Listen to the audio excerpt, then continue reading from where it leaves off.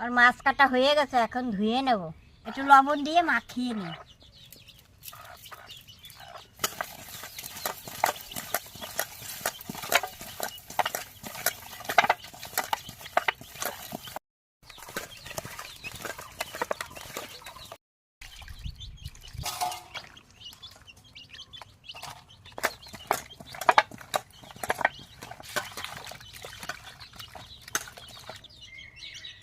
আজগুলো না পরিষ্কার করে নেই, ছোটো মাছ তো, আজগুলো ছোট ছোট।